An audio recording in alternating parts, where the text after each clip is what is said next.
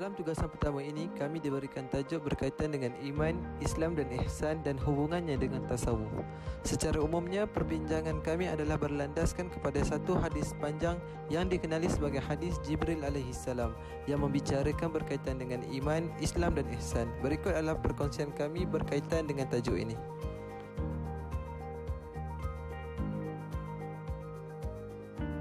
Islam dari sudut bahasa membawa maksud tunduk dan patuh kepada perintah orang yang memberi perintah dan kepada larangannya tanpa bantah. Oleh itu, Islam membawa maksud taat kepada Allah Subhanahu Wa Taala dan tunduk kepada perintahnya tanpa membantah. Berdasarkan kepada hadis yang ditanya oleh Jibril alaihi salam kepada Nabi Muhammad sallallahu alaihi wasallam, mafhumnya, "Hai Muhammad, beritahukan kepadaku tentang Islam." Rasulullah SAW menjawab, Islam itu ialah bahawa engkau mengakui tiada Tuhan melainkan Allah dan bahawasanya Muhammad itu pesuruh Allah, mendirikan solat, mengeluarkan zakat, berpuasa di bulan Ramadan, dari engkau menunaikan haji ke Baitullah jika engkau telah mampu melakukannya. Ia berkata, engkau benar. Maka kami hairan ia yang bertanya dan ia pula yang membenarkannya. Apa yang dimaksudkan dengan iman? Iman menurut bahasa berasal dari kata a'mana yu'minu imanan fahuwa mu'minun, bererti keyakinan atau kepercayaan. Sedangkan menurut istilah bererti keyakinan atau kepercayaan pada Allah Subhanahu Wa Taala, para malaikatnya, kitab-kitabnya, para utusannya, hari kiamat dan qada dan qadar baik serta buruk semuanya datang daripada Allah Subhanahu Wa Taala.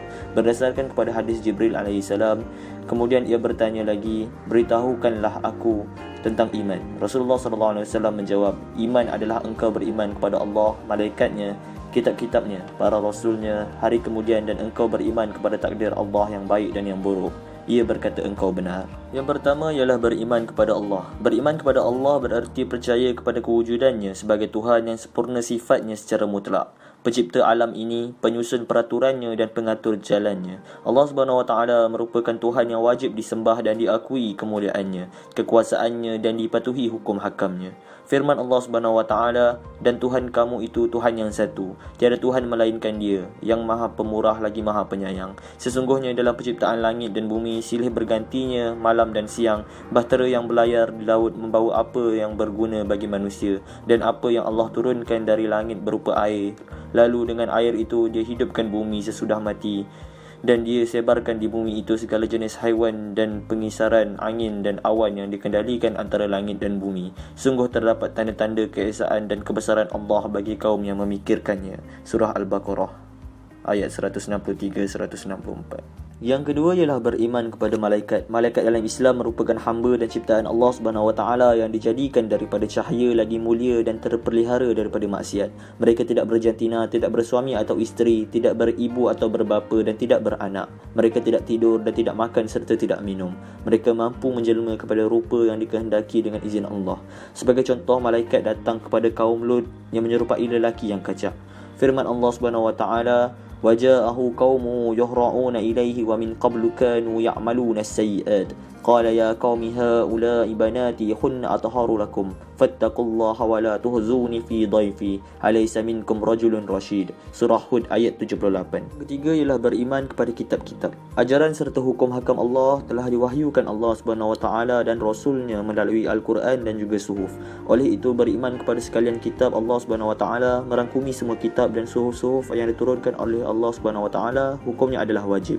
4 kitab suci utama ialah, yang pertama Taurat yang diturunkan kepada Nabi Musa AS, yang kedua Zabur diturunkan kepada Nabi Daud AS, yang ketiga Injil diturunkan kepada Nabi Isa AS, dan yang keempat Al-Quran yang diturunkan kepada Nabi Muhammad SAW. Terdapat pula 100 suhuf yang telah diturunkan oleh Allah Subhanahu Wa Taala kepada Nabi dan Rasul. Pembahagian suhuf itu ialah seperti berikut. Yang pertama 50 suhuf kepada Nabi Syis AS, yang kedua 30 suhuf kepada Nabi Idris AS, yang ketiga 10 suhuf kepada Nabi Ibrahim AS, Dan yang keempat, 10 suhuf kepada Nabi Musa AS. Keempat adalah beriman kepada para rasul. Kita dikehendaki beriman kepada para rasul kerana rasul-rasul merupakan penyampai bagi dasar-dasar agama kepada umat manusia.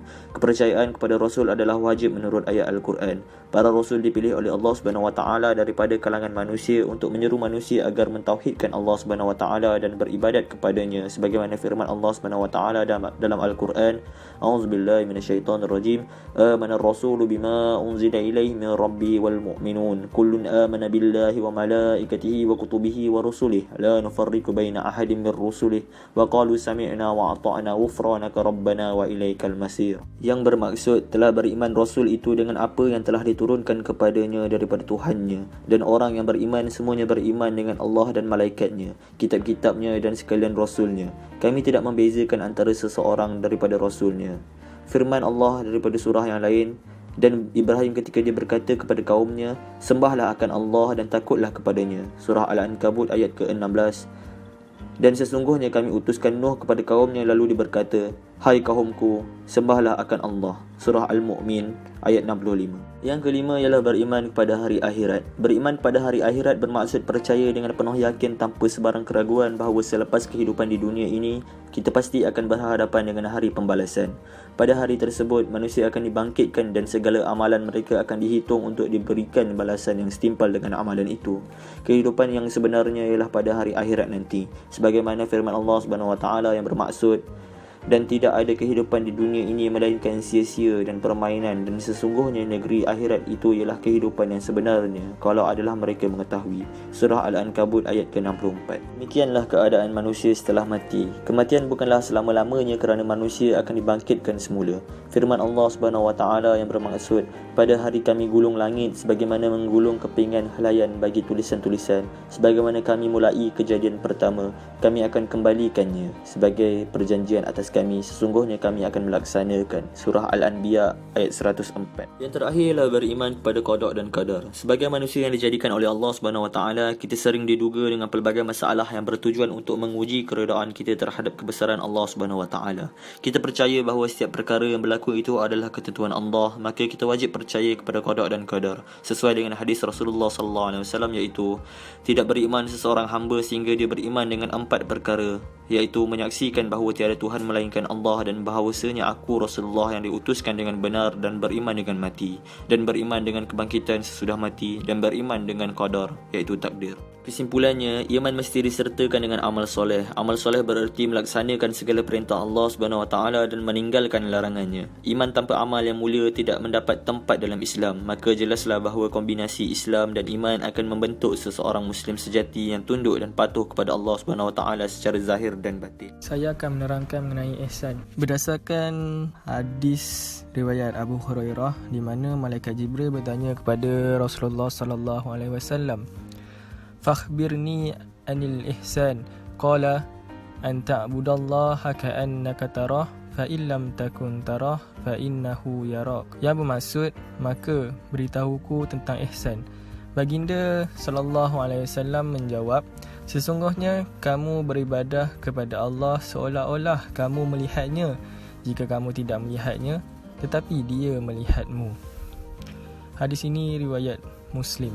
Justru, ihsan bermaksud melakukan ibadah kepada Allah dengan sebaik-baiknya. Erti kata lain, seseorang merasakan seolah-olah Allah sedang melihat dia, Allah sedang mendengar apa yang diperkatakan, dan Allah mengetahui apa yang dia fikir.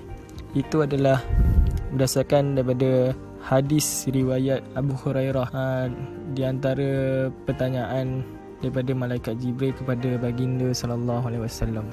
Definisi ihsan berasal daripada perkataan bahasa Arab iaitu hasan, yang bermaksud berbuat baik. Berbuat baik di sini maksud berbakti kepada Allah. Menurut istilah, ihsan ini bermaksud berbakti kepada Allah dengan mengabdikan diri kepadanya di atas landasan sebenar-benarnya dengan keikhlasan seakan-akan Allah sedang melihatnya dan seseorang itu melihat Allah. Yang seterusnya, bentuk-bentuk ihsan. Ada 6, iaitu ihsan di dalam beribadah seperti solat, ihsan di dalam pekerjaan, iaitu seperti ikhlas di dalam melakukan satu perkara. Yang ketiga, ihsan terhadap diri sendiri, tidak menzalimi diri sendiri seperti minum arak. Yang keempat, ihsan terhadap sesama insan, saling tolong-menolong antara satu sama lain, iaitu mempunyai simpati. Yang kelima, ihsan terhadap binatang, iaitu kita menjaga binatang seperti mana kita menjaga diri kita. Yang keenam, ihsan terhadap alam sekitar, iaitu kita tidak merosakkan alam sekitar ini yang akan menyebabkan bencana-bencana yang tidak diingini. Dan yang terakhir adalah di dalam ihsan adalah jenis-jenis ihsan terbagi kepada 4, iaitu ihsan terhadap Allah, ihsan terhadap diri sendiri, ihsan terhadap sesama insan, ihsan terhadap makhluk lain. Itu saja mengenai ihsan. Wallahu a'lam. Baiklah, sekarang saya akan menjelaskan sedikit mengenai tasawuf dan hubung kaitnya dengan 3 perkara di atas, iaitu Islam, iman dan ihsan. Secara umumnya, tasawuf mempunyai banyak maksud dan pengertian yang luas. Tasawuf dikatakan sebagai satu usaha atau jalan bagi mengenal dan mendekatkan diri kepada Tuhan dengan sebenar-benarnya. Ilmu ini tidak dilarang oleh para ulama mazhab, walaupun ada yang mengkritiknya kerana ada pengikut atau pengamal yang berlebihan dan tidak mematuhi syarak. Kritikan dari Imam Malik contohnya yang mengkritik ahli sufi yang dikabarkan kepadanya sedang menari dan berjoget sehingga melampaui batas. Namun Imam Malik sendiri mengiktiraf tasawuf dengan mengatakan bahawa barang siapa yang mempelajari atau mengamalkan tasawuf tanpa fiqh, maka dia telah zindik, dan barang siapa mempelajari fiqh tanpa tasawuf, dia telah tersesat. Dan sesiapa yang mempelajari tasawuf dengan disertai fiqh, maka dia meraih kebenaran dan realiti dalam Islam. Ramai lagi para ulama yang mengiktiraf ilmu tasawuf. Apa yang dapat dari kesinambungan yang dapat diambil daripada penyataan Jibril kepada baginda Rasulullah sallallahu alaihi wasallam adalah berkaitan dengan rukun agama yang terbahagi kepada rukun Islam, iaitu fiqh, rukun iman iaitu tauhid, dan rukun ihsan iaitu tasawuf. Islam merangkumi ilmu fiqh dan pelaksanaannya dengan mengambil keberkatan imam 4 mazhab, iaitu Syafi'i, Maliki, Hanafi dan Hanbali. Setiap mazhab dipelopori oleh setiap imamnya dan ijtihad mereka dalam setiap pelaksanaan hukum. Sebagai contoh perbezaan pandangan dalam hal-hal membatalkan wuduk, pemberian zakat kepada asnaf zakat, penentuan awal puasa dan sebagainya. Iman pula adalah perkara yang merangkumi ilmu tauhid dan terpecah kepada beberapa aliran, antaranya mazhab Asy'ariyah, Maturidiyah. Aliran ini mengaku ada sifat-sifat Tuhan yang mana sifat-sifat tersebut sesuai dengan zat Tuhan sendiri dan sama sekali tidak menyerupai sifat-sifat makhluk. Manakala aliran Maturidiyah masih tergolong ahli sunnah seperti halnya aliran Asy'ariyah. Pengasasnya adalah Imam Muhammad bin Muhammad Abu Mansur. Menurut Imam Al-Maturidi, mengetahui Tuhan dan kewajipan mengetahui Tuhan dapat diketahui dengan akal. Selain itu, ihsan merangkumi bidang ilmu tasawuf. Tasawuf bermaksud memperbaiki hati, iaitu dari segi ketukunan, ubudiyah, menyucikan akhlak dan menguatkan rohani bagi memperolehi kebahagiaan abadi atau terpaut hati kepada dunia, bertumpu kepada akhirat. Bersungguh-sungguh dalam taat kepada Allah Subhanahu Wa Taala. Tasawuf juga adalah ilmu bagi mentarbiah diri dalam mencapai tingkat ihsan yang didefinisikan bagi Nabi Muhammad sallallahu alaihi wasallam, iaitu engkau beribadat seolah-olah melihatnya. Maka jika tidak dapat melihatnya, maka Allah Subhanahu Wa Taala melihatmu.